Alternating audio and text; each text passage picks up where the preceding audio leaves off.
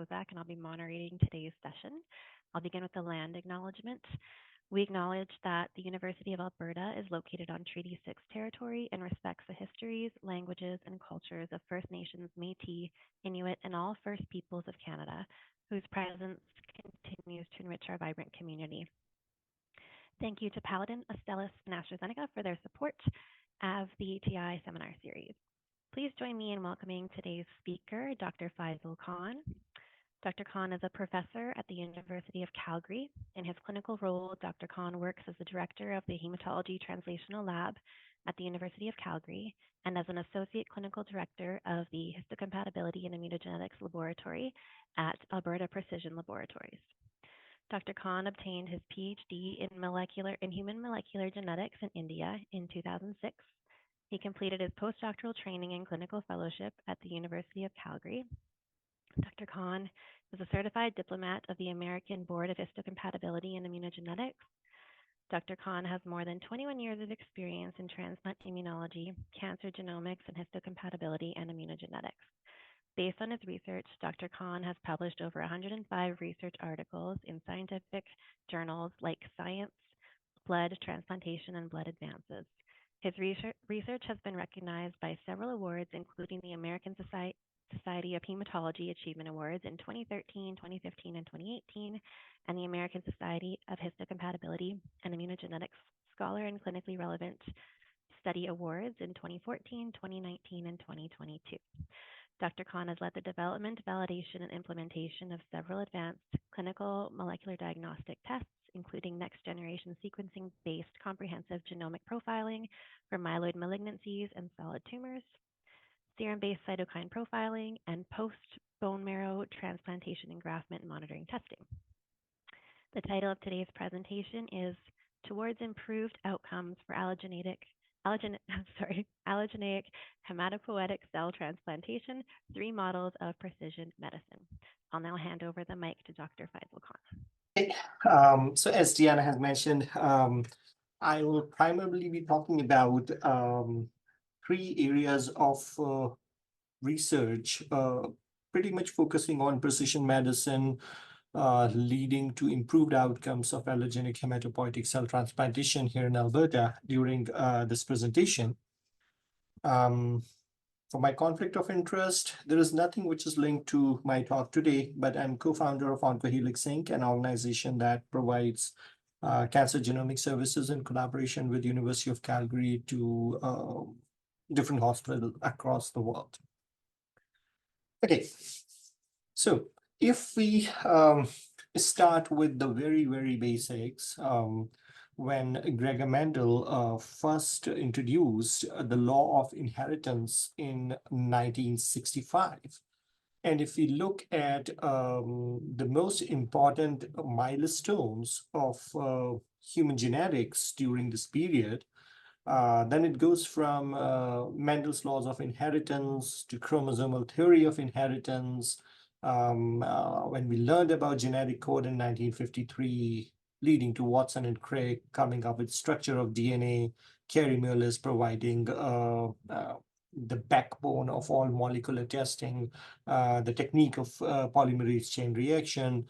And then in 1986, the Human Genome Project started. 1994, we saw cloning of Dolly the sheep. And ultimately in 2002, the first draft of human genome sequence became available. And that was the switch. Once we learned about how the human genome sequencing program, the plethora of information that became available after the first draft of sequencing has changed the concept of precision medicine and how the genetic or immunogenetic information becomes a lot more critical in diagnosis, in treatment plans, and in prognostication of cancer patients. So among these information that became available, the most important aspect was genetic diversity. And what we learned that if we randomly select any 2 individuals, then genetically they are 99.9% similar. Very disheartening in the beginning to see that any two individuals are only 0.1% genetically different. However, if you look a little more in detail, then that 0.1% difference is actually 3 million nucleotide difference between any two randomly selected individual. And what these 3 million nucleotides can do, they can lead to different phenotypes, different susceptibility to diseases, different immunity to infections, different action of drugs, and different treatment outcomes. So for the sake of today's presentation, we will primarily be focusing on the work done here in our laboratories at University of Calgary and APL, and see how this genetic variation influencing immune responses could lead to different transplant outcomes. Okay, so yes, this slide is more like a launching pad for what I would like to discuss in next 45 minutes. If we look at the journey of a typical hematological malignancy patient, for the sake of discussion, let's pick acute myeloid leukemia or any myeloid malignancy. And if we look at the journey of that patient from diagnosis to cure, then there are certain things done in clinic and certain things done in lab. For example, when a patient is diagnosed, we right away start with the induction therapy in clinic. And in our molecular labs, we start doing the genetic classification. So these genetic classification based on cytogenetics, molecular assessment, next generation profiling leads to differentiation of a cancer into the three risk categories: the favorable risk, intermediate risk, and poor risk. Patient with favorable risk proceeds with consolidation therapy. Patient with poor risk proceeds with allogeneic hematopoietic cell transplantation, where our labs get involved in searching an HLA matched donor. And if patients with favorable risk going through consolidation therapy undergo relapse, they also proceed with allogeneic hematopoietic cell transplantation. And the patients with intermediate risk generally are treated as per the poor risk criteria, but depending upon what the NGS profiling tells us about the cancer stratification. Now, once the patient is transplanted, then the labs continue to do chimerism assessment and MRD monitoring to ensure there is an engraftment and the leukemic cells are not coming back. And it is during this process, if a patient develops relapse, then there are potential therapies like donor lymphocyte infusion, only if given on time, which we'll be discussing in next few slides, could lead to salvage the graft and reverse the relapse. And during this period from transplant to multiple post-transplant several years, patient undergoes a process called immune reconstitution, where healthy hematolymphatic system derived from donor stem cells reconstitute. And all these elements completes the journey of a myeloid malignancy patient from diagnosis to cure. Okay. Now, despite of this, if we look at the outcome survival of the primary indication of bone marrow transplant, which is acute myeloid leukemia, then it is it's pretty bad. If you look at patients who do not get any treatment, the survival is less than 10%. But even patients who get transplant, the overall survival stays under 40%. That clearly shows that this whole process, despite of having so many different elements from molecular diagnostics to cellular assessment, is still we are not able to achieve the optimal outcome for these patients. And if we look at the information from the perspective of Alberta, then in Alberta, we do around 115 to 125 transplants per year. They are being done for both malignant and non-malignant hematological diseases. And we perform transplant for patients in Alberta from South Saskatchewan, as well as from East British Columbia. At least in the adult setting, there is a very homogeneous protocol where HLA matched anti-thymocyte globulin condition transplants are performed. We do high resolution typing for 5 HLA loci, and 90% of the transplants are 10 out of 10 HLA matched.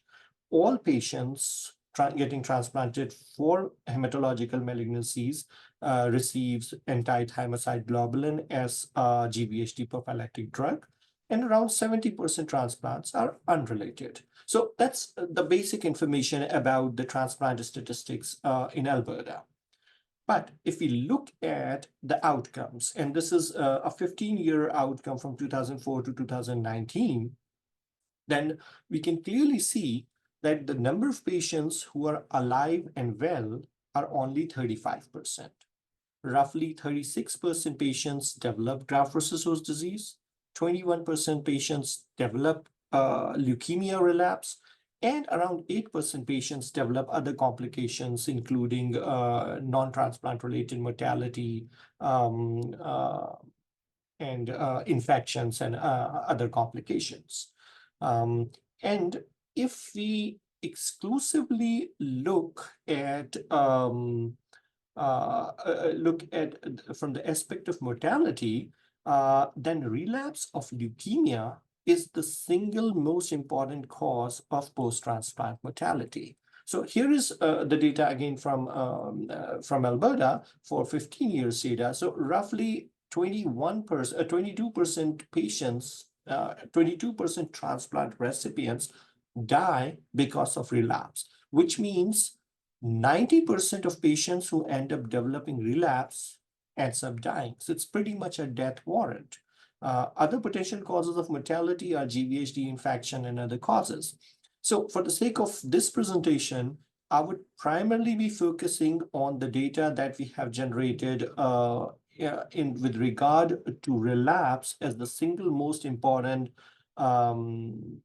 critical outcome after bone marrow transplantation, with roughly 22% BMT recipients dying because of it. And we clearly know that such a high rate of mortality is basically because of two major reasons. One, there is no curative therapy. We do withdrawal of immunosuppression, reinduction of chemotherapy, second transplants, or donor lymphocyte infusion as a curative therapy. All of them are known to have less than 10% efficacy. The CAR T cells for AML are still not yet available. Similarly, there is no prophylactic therapy either. The donor lymphocyte infusions are efficacious, but they are efficacious only if given 2 to 3 months before relapse.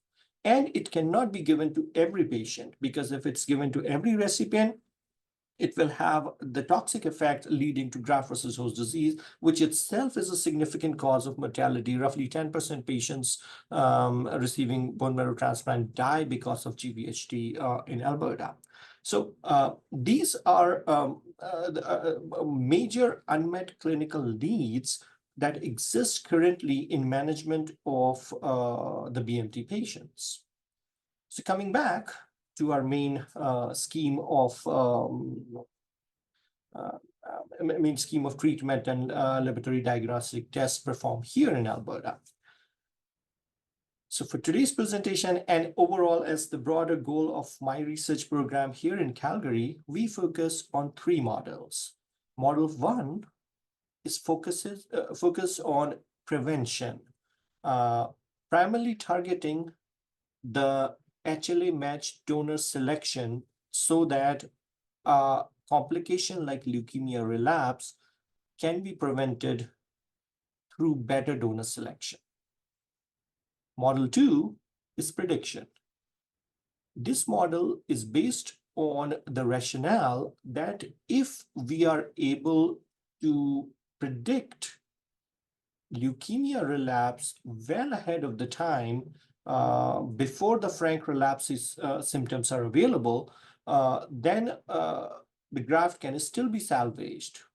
We can still work with treatments like donor lymphocyte infusions to prevent the relapse. And finally, the third model based on precision. The precision model exclusively focuses on how immune system is recovering after the transplantation and what are the factors present in donor and or recipient that influence these immune reconstitution pattern. So for next 30 to 40 minutes, I will primarily be talking about these three models and the data that we have generated here in Alberta.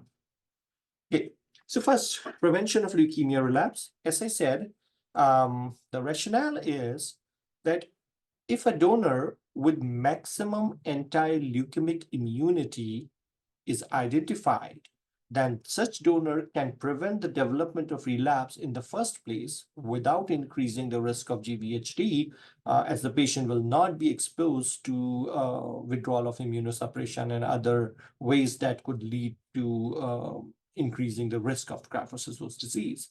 And ultimately, this model focuses on how we could have better donor selection.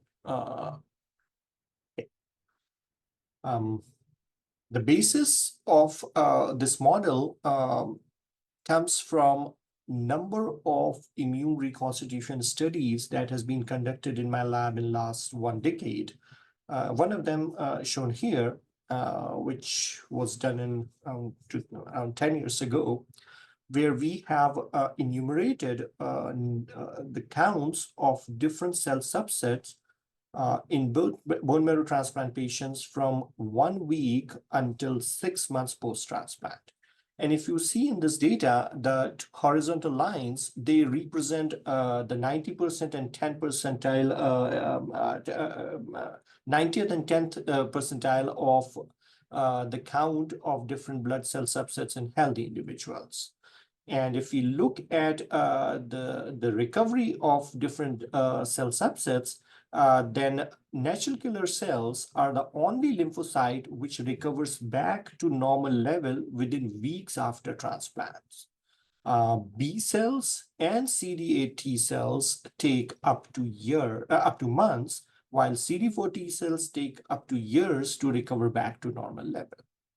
So that gave us some clear hints that natural killer cells have a very important role in the post-transplant immune recovery of these BMT patients, and it's likely that they play an important role against reemergence of the leukemic cells after the transplant.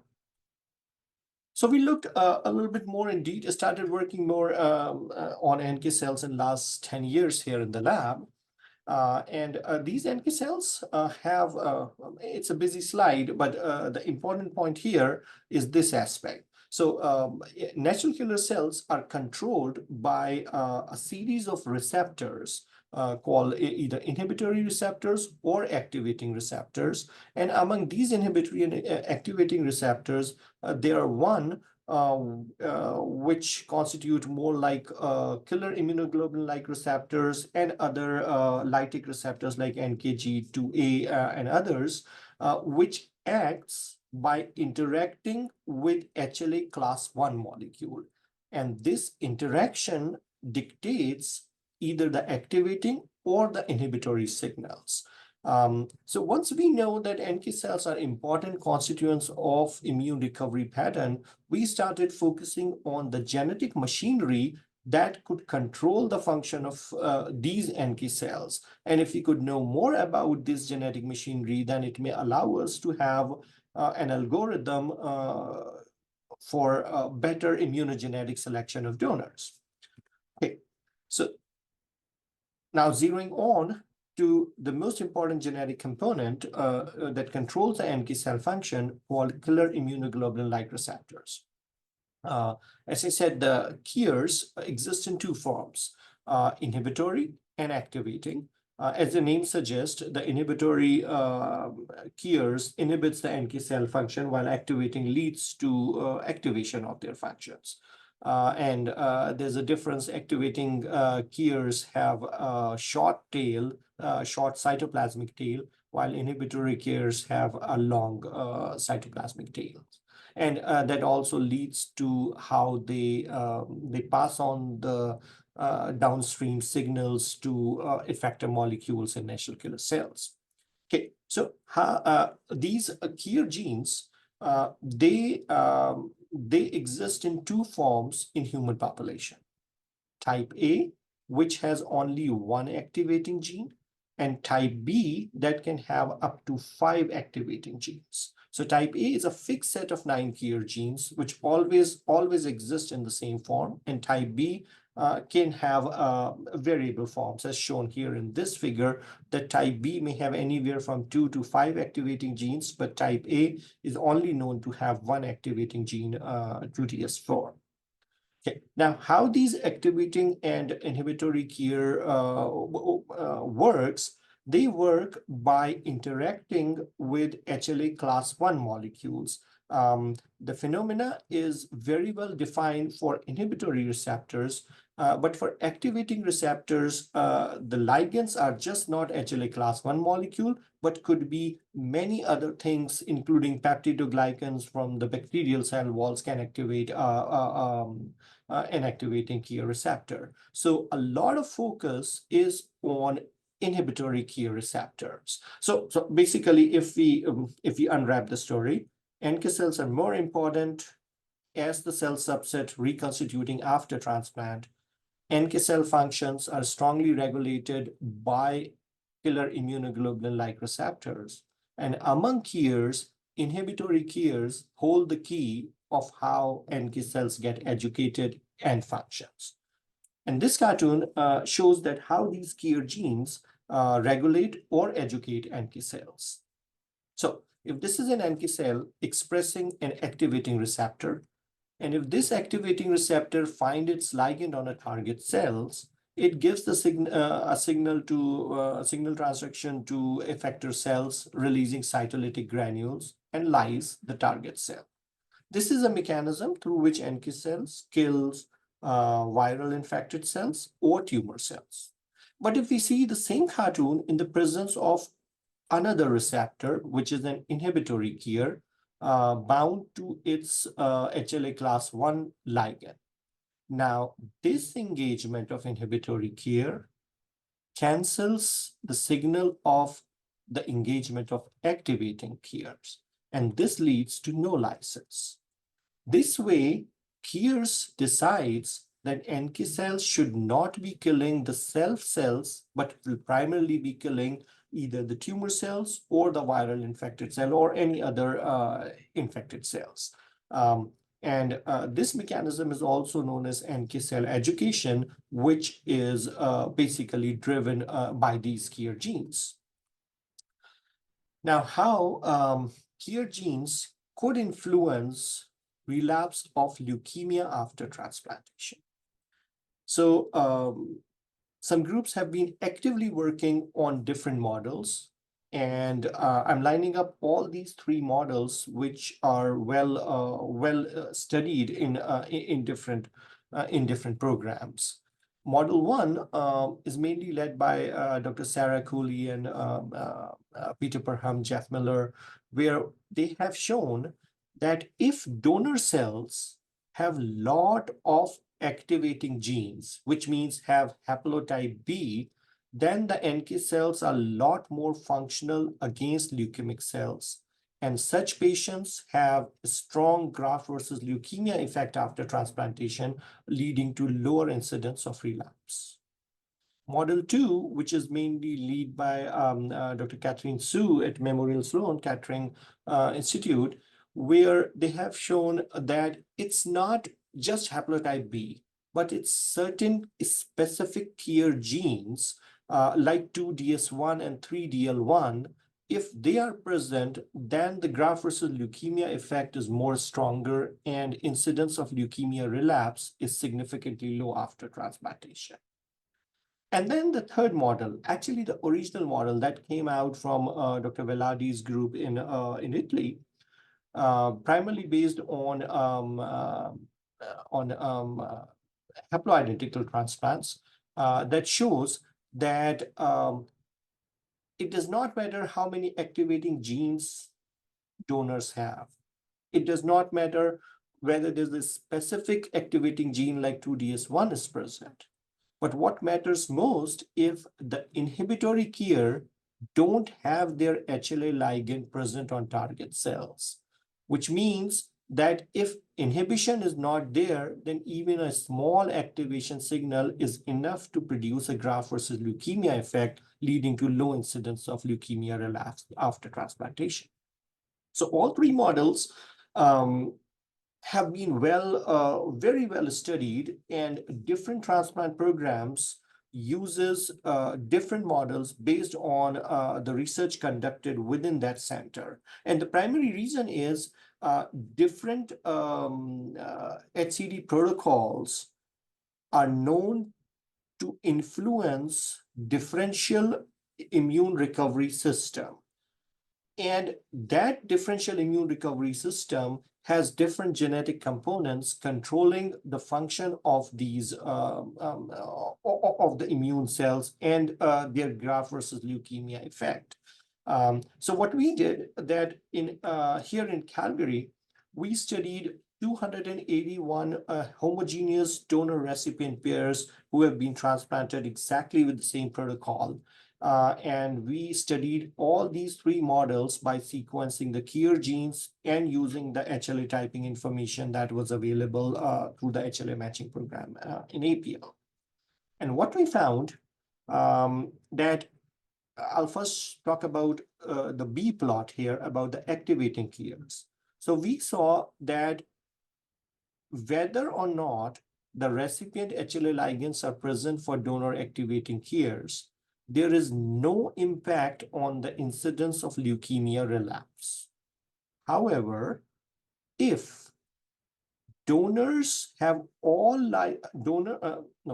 so recipients have the HLA ligands present for all donor inhibitory KIRs, then the incidence of relapse is significantly higher compared to scenario when some of the donor KIRs don't have their HLA ligands present in patients, which makes sense because if all the ligands are present, then there is a stronger NK cell inhibitory effect, which will lead to poor graft versus leukemia impact and leading to higher incidence of relapse. So basically, the model that we have seen within our 10 out of 10 HLA matched donor recipient pairs is the third model that was from the Italian program, that more incidence of KIR HLA ligand incompatibility leads to stronger graft versus leukemia impact and less incidence of leukemia relapse after transplant. Now the question is how this model can lead to improving donor selection. So here we see our current practice, we perform HLA typing for 5 loci. And just for the sake of ease of this discussion here, if this is our patient with this particular HLA type, and we have found 2 donors having the similar HLA type, our current practice is we inform the bone marrow transplant program that any of the 2 donors, both the donors are immunogenetically compatible for this particular patient. However, if we could bring the KIR information and see that donor 1 has more inhibitory KIR ligand matches versus donor 2 have more inhibitory KIR ligand mismatches, then the algorithm can be defined or can be modified as full house HLA match, but inhibitory KIR mismatch patient could lead to less incidence of leukemia relapse. So we are proceeding now with a clinical trial where we would be selecting donors just not only basis of HLA typing, but also on the basis of KIR profiling, and then assessing whether it leads to less incidence of leukemia relapse post-transplant or not. But the major question stays that do we have enough HLA matched donors to even bring more KIR or other immunogenetic factors in our assessment? So we did a very small study together with the One Match program where we randomly selected 1 year in last 5 years and picked all the adult unrelated transplants that have been performed in Alberta. So roughly 110 patients. And we asked One Match to assess how many HLA match donors were available in the registry. Like our current policy is we stop at 2 match donors. We do not proceed beyond it, right? But if we have to, then what is the pool that we are going to look into?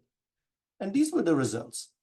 So 3 type of donors: potential, which means the registry data shows that they are HLA matched. High probability means the registry data shows that they are a full house match, and they have also been sequenced as part of being potential donor in some other programs. And optimal means they're available in registry, they have been sequenced somewhere else, and they also check the boxes for some of the other criterias like age, gender, CMV0 status, which are other important factors to consider a potential donor. And if we look at the data here, 96% among these 110 patients have more than 2 donors available, more than 2 potential donors available. And roughly 87% of these 110 patients have more than 4 donors available as per the one match donor registry data, which is extremely promising because if our population, our BMT population has significantly high possibility of finding a potential HLA match donor, then testing them for other immunogenetic factors like KIRs, there is a significant possibility to go for it. So here I stop the first model about prevention and move to the second model, which is based on prediction of leukemia relapse after hematopoietic cell transplantation. Okay. So if we look at approaches that can help to minimize post-HCT relapse, then this model relies on the rationale that if a biomarker can provide an early and accurate prediction of ensuing relapse, then patients can be treated preemptively, for example, with donor lymphocyte infusion. So this model relies on identification of high-risk patients. Okay. And if we look at what is the ideal approach for this type of to ensure a highly sensitive, specific prediction of relapse, then it should be a multifaceted approach. The primary requirement is such approach should have high sensitivity and specificity. High sensitivity so that majority of high-risk patients can be treated, and high specificity so that majority of low-risk patients can be spared from the toxicity of treatment. And the second very important criteria is it should allow enough lead time for a preemptive or a therapeutic intervention to be successful. If the prediction model is very close to the frank relapse symptoms, then what we have learned from all the past studies and clinical trials is things like donor lymphocyte infusion or any other treatment is not efficacious. So keeping these things in mind, we designed a study funded by Alberta Cancer Foundation, where we collect specimens from bone marrow transplant patients at 1 month, 2 months, 3 months, 4 months, and 6 months after transplant. And we sought their CD34 cells. And in these CD34 cells, we performed chimerism analysis using the STR profile available for donor and recipients before transplant. And we have at least 2 years of follow-up, primarily because 90% of relapse in Albertan patients occur within the first 2 years, with the median onset being 8 months post-transplant. And in this study, we have so far recruited roughly 250 patients, both from adult and pediatric cohort, with over 2,000 specimens, either bone marrow or peripheral blood mononuclear cells.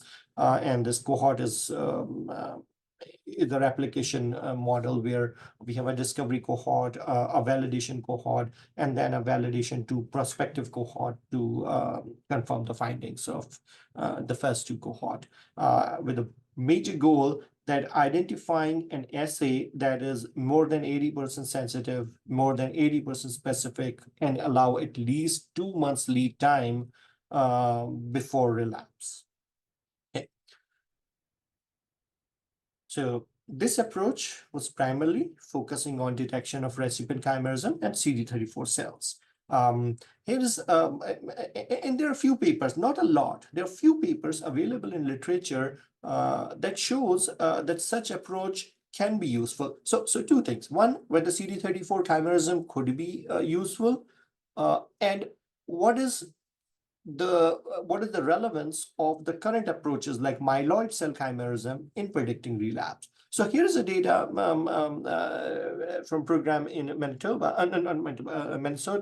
which is on very limited samples, 10 samples, and they did monthly monitoring for up to 24 months. So red specimens are relapse specimens from relapse patient, and blue specimens are from relapse-free patients.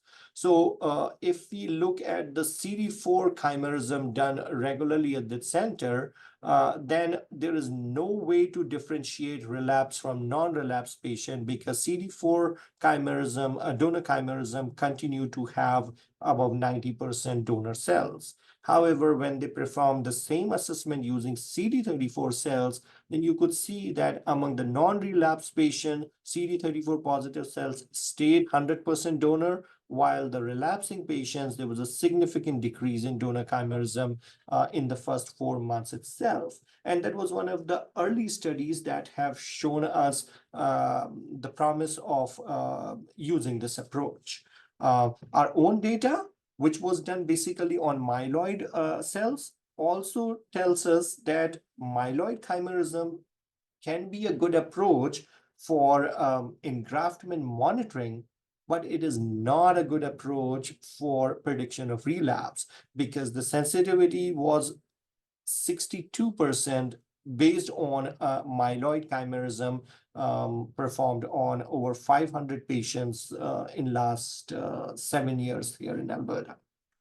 Okay. So this brought us to the second model. What we did, we extracted DNA from sorted CD34 cells. So flow-based sorting to identify the pure CD34 population and extracting DNA from these cells. Then performing a multiplex PCR of 15 STR markers, followed by fragment size analysis. 15 STR markers, which pretty much represents the bulk of the human genome. So there's an STR marker on majority of the chromosome that has been selected. And we look for the recipient-specific DNA signatures. So here is just an example that if these are the recipient-specific STR peaks and these are donor-specific STR peak, this scenario represents 40% recipient chimerism, and this scenario represents 75% recipient chimerism. So we were looking mainly for recipient-specific alleles within the sorted CD34 population at multiple post-transplant time points. And so far, we have done 165 AML patients, over 300 specimens. What we did, the time zero is relapse. And then we went 1 month before relapse, 2 to 3 months before relapse, and more than 3 months before relapse. And then enriched the cohort by using the same time points from relapse-free samples in a way that for every relapse samples, 3 relapse-free samples were analyzed for a better specificity assessment. And here is a result from one of the patients. Very interesting result. The patient relapsed on day 222. And when we were doing the routine clinical monitoring of myeloid chimerism, then recipient signatures were detected around 1.5 months before relapse. So during relapse, of course, it's all recipient signature. But if you would see, 34% of cells have recipient signatures in the myeloid cell compartment around 1.5 months before relapse. There was no signature before that. When we performed the CD34 chimerism in the same patient retrospectively, then we could clearly see around 16% recipient cells in CD34 were detected approximately 3.5 months before transplant. So these were the preliminary data which ultimately led us to complete this study. And this is one chart. So this work has been has received multiple awards in last 3 years, including FOSS's Best Research Award in 2020. And if you look at this way, that on the x-axis, it's relapse time point, 1 month before relapse, 2 to 3 months before relapse, and over 3 months before relapse. Then you would see 9 out of 9 patients who were relapsed have recipient chimerism detected, and only 2 out of 21 patients who do not relapse have the recipient chimerism in CD34 compartment. If we go 1 month before transplant, again, 100% of patients who relapsed were positive for recipient chimerism, and only 2 out of 41 among the relapse-free patients. If we go 2 to 3 months before transplant, before relapse, then again, 14 out of 16 relapse patients were positive for recipient chimerism. And if we go even more than 3 months before relapse, 10 out of 14 patients were positive for recipient chimerism, and none among the relapse-free patient. Very fascinating data. And if we look at the sensitivity and specificity, and if we zeroed on to our major time point, which is 2 to 3 months before relapse, then we are achieving right now in a sensitivity of 87.5% and a specificity of 95.7%, clearly showing that a CD34 chimerism can predict bulk of high-risk patients who may end up developing relapse. And if they are treated with an approach like donor lymphocyte infusion, then it could lead to significant improvement in these outcomes. Now, as the second phase of this study, we are doing this whole work in a new set of 200 patients prospectively, where time 0 is not relapse, but transplantation. And we are following these patients on a monthly basis until 6 months to see that prospective evaluation of CD34 chimerism leads to reduction of relapse or not. Okay. Moving on to the last topic of today's presentation, which is a third model based on precision, where we are focusing on a pattern of immune reconstitution. Unlike any other leukemia or cancer prediction approaches, in BMT, it's just not about the cancer cells or the recipient cells leading to relapse.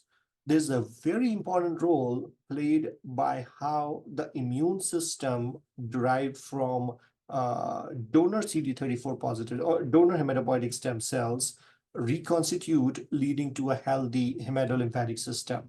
And it's important to study how this immune reconstitution can lead to different algorithms for identifying patients who are at high risk of relapse. So we talk about the two approaches, high sensitivity and specificity, and something that can allow enough lead time. In this third model, we focused on a third approach, which is assessing donor immune response against leukemia by virtue of how the immunity is recovering after transplant. Okay. Same model, multiple time points post-transplant samples have been collected.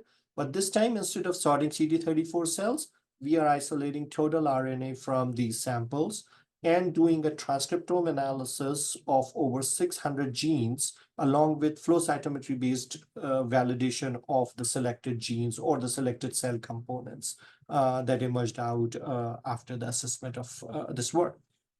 Okay, so total RNA, over 600 genes with immunity-related function using nanostring. Nanostring, as you may know, is a technology that captures the RNA molecule compared to other approaches which convert RNA into cDNA and then measure expression, while nanostring directly targets the RNA molecule within the cell population.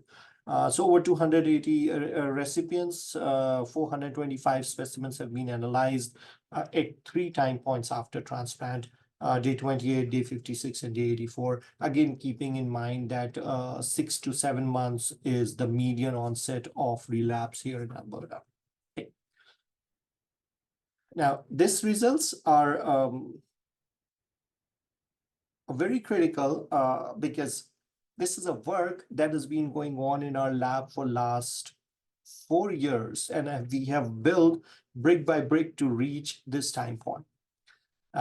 If you look at these mountain plots or the PC plots, it was very clear whether we see it at day 28 or day 56 or day 84, that there is two cluster of patients. And this is completely unsupervised gene differentiation analysis based on those 600 genes in 135 adult transplant patients. So clearly there are two plots, two clusters separating in the PC plot, as well as there are two clusters of genes when we are seeing the mountain plot here. Similar result, less number of samples, of course, pediatric transplants. Again, there are two separate clusters in the PC plot. Unsupervised analysis, no criteria has been applied so far. And we were very encouraged with this finding, seeing these two clusters, and started then applying every single criteria one by one to see that if we do the supervised analysis, which supervised analysis pattern matches this unsupervised gene signature differentiation analysis. And what turns out to be that it is the CMV donor serostatus pre-transplant that makes the biggest difference in how the immune system recovers after transplant. Here, if you see the two patterns, then the red ones are the one who were CMV D plus, the blue ones are the one who are CMV D plus R plus, and red ones are the one who have either D plus or R plus or both negative or both negative. So having a CMV infection prior, both in donor and recipient, leads to much superior recovery of immune system after the transplantation. And the findings were consistent whether we take the adult transplants or we take the pediatric transplants. This work, as I said, it has been a work in progress for last 3 years, and we have been showing this data as it starts emerging. This data has received the ASH Achievement Award in 2019 and the ASHI Scholar Award in 2022. And now we are completing the story. I'll be showing the last result here, which culminates this entire work for last 4 years. So the major finding, CMV D plus R plus transplants have superior immune reconstitution system after the transplant, and verified through the flow cytometric enumeration of T cell reconstitution. As you could see that there is a superior T cell reconstitution in CMV D plus R plus patients compared to other type of CMV serostatus assessment, and irrespective of CD4 or CD8 T cell compartment. And the reason why we went for the T cell enumeration by flow cytometry, mainly because majority, over 70% of the genes which were differentially expressed between the two groups are either involved as the surface markers for T cells or involved in T cell activation. So the story was there. So this was the data which we have shown in 2022 in ASHI, which received the Scholar Award, that the CMV serostatus lead to differential immune reconstitution pattern. Now, what is the role of this finding in the context of leukemia relapse? The hypothesis was that if we have different immune reconstitution pattern, then each cluster is likely have a different gene signature that may be linked to leukemia relapse, compared to assessing all the patients with different immune reconstitution pattern in the same cohort. So that's what we did. We just picked, so when we performed the leukemia relapse signature assessment through this nanostring panel of 600 genes, there was no results. It was totally, the p-value was like 0.6. There was no differential gene expression seen in relapse-free and relapse patient. But then we picked only CMV D plus R plus patients who were part of the cluster A in this work. And what we see that if you specifically focus on this cluster, then there is a 13 gene signature, which is very beautifully separating relapse versus non-relapse patients. And all of them are related with T cell activation markers. And this data is from day 84, so at least 2 months before before the relapse. But again, the main aspect here is it's donor-derived immune reconstitution having a different pattern, and a certain pattern is able to predict a patient with high risk for relapse compared to other patients. So I'll stop here and summarize these three models. The first one is based on prevention model, where we have seen that care profiling could lead to better donor selection and may have impact on the incidence of relapse after transplantation without an impact on incidence of GVHD. Our second model, which is prediction model, has shown the CD34 chimerism performed post-transplant has very high sensitivity and specificity and lead time to identify patients at high risk for relapse. And a third model based on precision-based approaches has shown that CMV donor recipient positivity for serostatus have superior immune reconstitution pattern.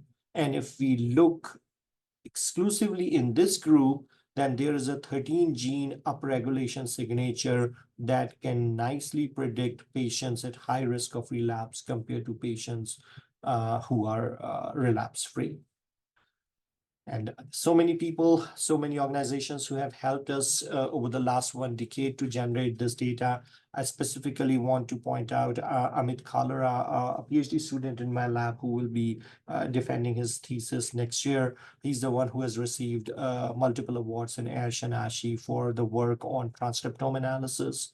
Mariam Burka, who has led the work on CD34 chimerism in our program, and Rehan Faridi, a lab scientist who has led the care-based work in the lab. And would also like to thank the hematology, the BMT team, and the Alberta Precision Lab, HIL staff for helping us throughout this 10 years of work that I have presented here.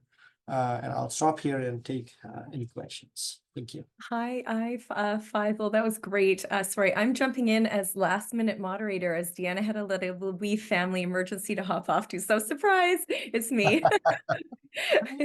That was an amazing talk. I see that Ahmed already has his hand lifted to ask a question. So I will let him unmute and just ask away. Thank you. Hi, this was a fascinating, interesting talk as usual, Dr. Khan. I just have a question because I'm very interested in this CD34 or the second algorithm. If you are thinking of doing this using a highly sensitive assay like a NGS or real-time PCR, do you think this will improve the sensitivity? And my other question also is, are these all patients unrelated, or they are haplo, or they are related? Does that make any difference as well? Thank you, Ahmed. Very important question. So we have done a ROC analysis with the detection limit of recipient chimerism starting 0.5% to 5%. The cutoff right now is set at 2%. But we do not see any significant difference whether you go more sensitive compared to and I tell you one of the reasons is CD34s are, as you know, only 0.1% of the blood cell subsets. And majority of the time, highly sensitive assays are required when we are extracting DNA from the blood, where the remaining 99.9% cells brings the normal DNA signature. Now, when you're so, and also, if you look at most of the literature, the earlier one was so misleading, pointing towards the role of CD34 as a stem cell marker. Actually, that's not true. Here, the CD34's relevance is because it's a marker on AML blasts rather than, so now you are having such a specific cell population sorted where even a 2% sensitivity is enough to predict the relapse compared to if you're doing it any other cell compartment. And to answer your second question, 70% unrelated, 30% related. The only effect is finding the number of informative markers in the related transplant is less compared to finding the informative markers in the unrelated transplant. But still, like this panel has been giving us informativeness of 60% or more across the board. So no impact of whether it's related or unrelated. Okay. Thank you so much. Excellent. Thank you. If there are any other questions, I don't see them in the chat right now, but please feel free to raise your hand and unmute. And while we're waiting for that, okay, this is not my area of expertise, so I hope these aren't silly questions. But I'm all solid organ transplant all the time, as you know. But so I mean, this looks like a really well-designed study, and I really like the way you have the validation and training groups to go back and confirm. Is it possible to look at things like ABO incompatibility or sex of donor or recipient within the numbers that you have, or would you have to expand your sample study size to look at additional factors like that, or do you think they're relevant? So gender is a very important aspect because female to male transplants is known to have very high incidence of GVHD, and it has been done at other centers as well as at our center. I still need to look into ABO incompatibility and how this could have an effect. I don't think this has been evaluated in our cohort. So we are doing these studies since 2004. Our current clinical database has all these demographic and clinical outcomes now for almost 2,800 patients, and our specimen repository is over 30,000 specimens collected both at PBMNC and at the level. Would love to sit down with you and see that if you would like to have. This should be a more data analysis, which does exist within our database. Could be some student work in one of the summers. But yeah, so gender impact is very well known. ABO incompatibility, I think, is something we should look into. Yeah, let's do it. Yeah. And I see we have a few patient and donor partners on the call here. So I guess I'll ask a practical question from their perspective. I think I know the answer, but this wouldn't require any additional sampling or anything for patients. It's just using the existing samples they would already be given, but to do a more sophisticated, deeper dive into the testing. Absolutely. Done. So I think that could be, it doesn't add any burden to patients from what I'm understanding. So it would be just really better testing with the existing samples. That's true. There's no additional samples required. So for example, chimerism, we anyways do clinically, in the clinical labs, we do the CD3 and the T cell, myeloid cell, B cell, and NK cell chimerism. Our current sorting method just add one more cell component, which is CD34. Similarly, we extract DNA for HLA matching. Same DNA is used for KIA profile. So no additional samples for any students. Yeah, that's what I thought, but I think it's a great point to make too, because it's better results, perhaps better prediction, but not any change for for patients having to give more samples or different samples. So it's really awesome. The biggest I would say encouragement came from the one match study, because one of the major criticism that comes mainly from the US programs, again, because so much of diversity, the registries do not have non-Caucasian donors in that big number. So the biggest criticism which we were facing for quite some time was, okay, you may find a fascinating immunogenetic factor that can reduce the complication, but do we have enough HLA match donors to even look for these additional criteria? So the data from the one match study that we conducted clearly shows that we have a wiggle room where we can play and try to see if we could find a HLA matched, a KIR inhibitory mismatch patient, which looks like is doable in over 80% of the patients. Yeah, it's excellent. It's wonderful to have such a large cohort to investigate and to be able to answer all these questions. And we're at time, so I'm going to just thank you again on behalf of Alberta Transplant Institute for your time today. It was a wonderful comprehensive overview, lots of awesome, exciting Alberta innovation there, which is very exciting to see. And Sean put a note in the comment that he noticed I was drinking out of my Alberta Transplant Institute mug today. And so he put a little swag link in the chat for anyone who's interested, because there is... what did he say? You can, yeah, if you're membership to ATI, you too can have this fancy mug. It's very nice. I like it a lot. And also I wanted to just take a moment to advertise next week's ATI webinar, a subject that's very near and dear to my heart. Dr. Kathy Murphy, current ASHI president-elect, will be speaking to us in person from Edmonton on their experience, published work with regard to ABO-A2 genotyping to improve what we do in the setting of ABO-A2 incompatible transplant, which will be coming soon to our Canadian transplant registries. So lots to learn there as well. And so we're really looking forward to having her here in person in Alberta. And hopefully the snow goes away before we have this poor Texan coming up to visit us. So anyway, thank you again. I'll definitely have some questions to follow up to ask you, and anyone else I'm sure can reach out, and Dr. Khan, Faisal will I'm sure be happy to expand further if you did not get a chance to ask your question. So thank you again for your wonderful talk today.